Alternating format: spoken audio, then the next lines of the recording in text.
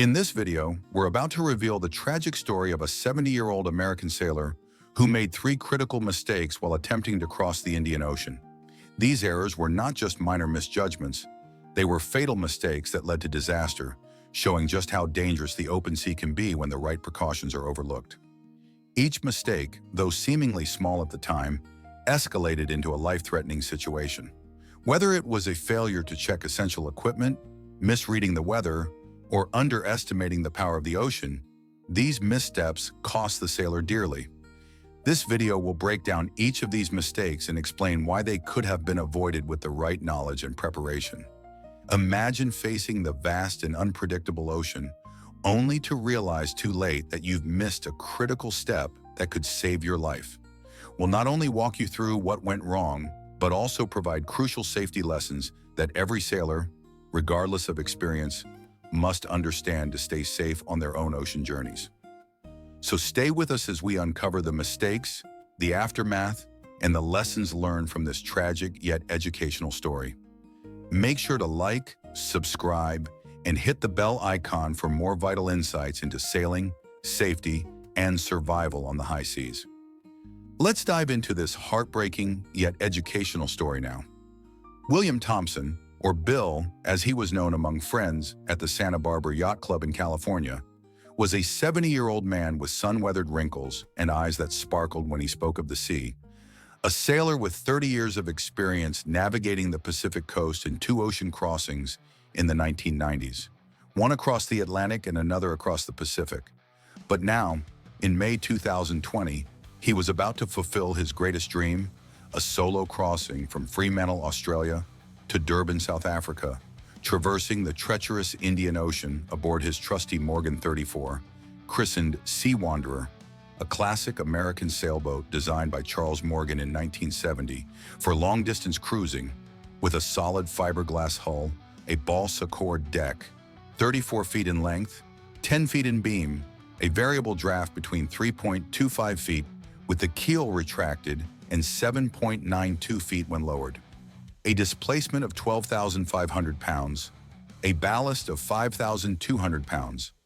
a 30-gallon fuel tank, and a 50-gallon water tank equipped with a Garmin GPS, AIS Furuno radar, ICOM VHF radio, 4 life jackets, an ACR Global Fix EPIRB, and a 4-person life raft. But Bill, confident in his experience, had made crucial modifications to the boat for the journey, installing 2 100-watt solar panels, a 200-amp-hour lithium battery, a Spectra Ventura 150 manual desalinator for fresh water, jacklins on the deck for safety, and an emergency tiller, though he had never practiced using it. And it was precisely this overconfidence that sowed the seeds of tragedy as he committed 3 fatal mistakes that would turn his dream into a nightmare.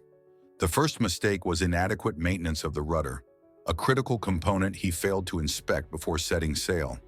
Despite the stainless steel rudder shaft showing signs of galvanic corrosion, with small rust spots visible and worn bearings that would creak under stress, something a visual inspection or an ultrasound check would have revealed. But Bill, eager to depart and trusting the sturdiness of the Morgan 34, which he had owned since 1985, skipped this step, believing the boat was in shape after years of coastal cruising. The second mistake was ignoring weather warnings, a decision that would seal his fate, as 4 days after leaving Fremantle, sailing about 500 miles off the Australian coast, Bill received alerts via VHF radio in the Passage Weather Service, which he accessed sporadically via satellite, indicating the formation of a low-pressure system with forecast winds of up to 50 knots and 10-meter waves. An unusual storm for May, but potentially exacerbated by the Indian Ocean Dipole, a climate phenomenon similar to El Niño. And though the forecast recommended diverting northwest or waiting, Bill, anxious to keep his schedule and confident in his ability to handle rough weather, chose to press on, underestimating the power of the Indian Ocean, known for its sudden storms and unpredictable currents like the Leewin current, which was pushing him southward. The third mistake was a lack of preparation for emergency steering, a failure that proved fatal when, at the height of the storm, with the boat being battered by howling winds and waves crashing over the deck, A massive 10-meter wave struck the Sea Wanderer broadside, placing unbearable pressure on the already compromised rudder, which snapped with a deafening crack, leaving the helm spinning freely with no response. And Bill, in a panic, tried to use the emergency tiller, but found it useless without the rudder. So in desperation, he grabbed the drogue, a drag device designed to stabilize the boat and allow improvised steering. But without prior training, he used short lines of only 30 meters when 100 meters would have been ideal, and failed to adjust the angle correctly, resulting in insufficient control, leaving the boat adrift, vulnerable to the giant waves that continued to pound it. Bill's planned route was ambitious, a direct 4,469 nautical mile crossing of the Indian Ocean, taking advantage of the prevailing southeast winds between April and November, a window considered safe according to the cruiser's wiki, with no intermediate stops, relying on the Leeward current to propel him initially and facing the formidable Agulhas current, known for its turbulent waters, as he approached South Africa. But the lack of redundancies in his navigation systems exacerbated the crisis. As Bill relied solely on a Garmin GPS, without a backup handheld GPS or paper charts, and during the storm, the Furuno radar and AIS suffered interference due to the extreme conditions, hampering navigation and preventing him from avoiding the storm's most intense zone, a mistake that reflected his inadequate preparation, as, despite his experience, with 30 years of sailing and basic maritime safety courses in 2018, he underestimated the psychological toll of a solo crossing and failed to train for emergency procedures, such as setting up a drogue or using a sextant. Something historical navigators like Sir Francis Chichester, who faced similar failures during his 1966 circumnavigation, always emphasized as essential. The loneliness of the sea began to weigh on Bill even before the storm, with endless nights staring at the empty horizon, the constant sound of waves against the hull, and the absence of human voices, leading him to question his decision to sail alone at 70. And these moments of introspection, recorded in his logbook, revealed a man grappling with isolation, writing about memories of his wife, who had passed away 5 years earlier, and his desire to prove to himself that he was still capable of great feats. But this emotional vulnerability turned to panic when the rudder failed, and he realized with a tightening in his chest that he was completely alone, thousands of miles from any help, facing an ocean that forgives no mistakes. When the rudder broke, Bill rushed to the deck, already wearing his life jacket, the wind screaming in his ears and salt water soaking his clothes. He checked the rudder shaft through the aft access, but found only twisted metal, a sight that made his heart race. And in a moment of clarity, he activated the EPIRB, ensuring a distress signal was sent. But rescue, even in the best case, would take hours, perhaps days, due to his remote position, about 1,200 miles from any port. So he tried the drogue,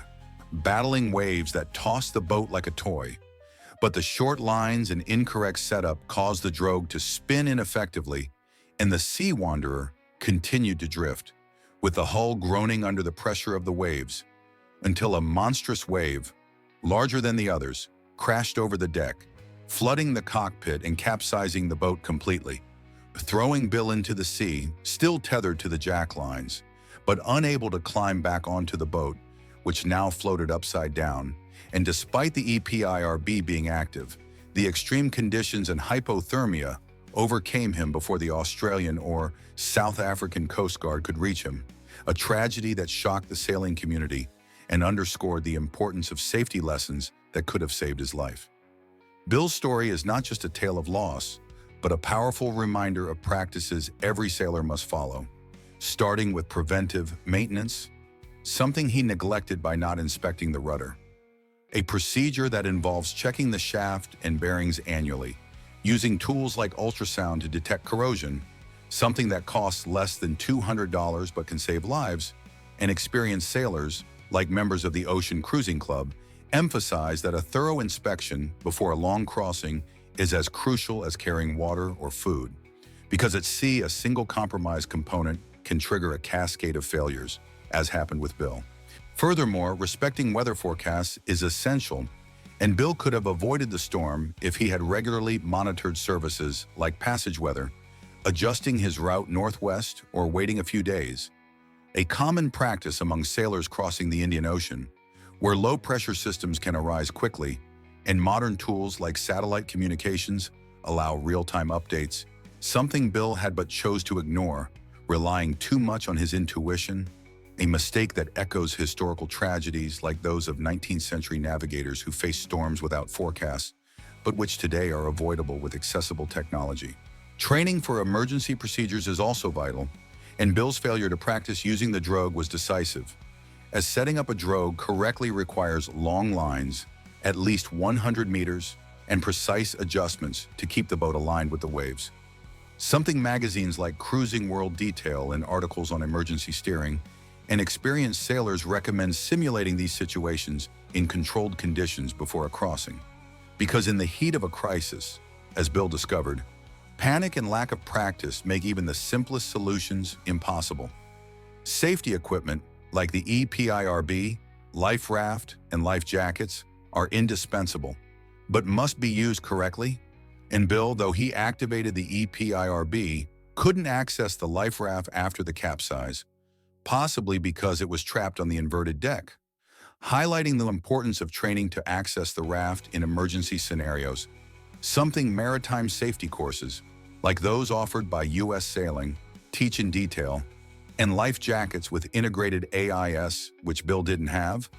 could have increased his chances of being located quickly as they transmit the exact position to nearby vessels.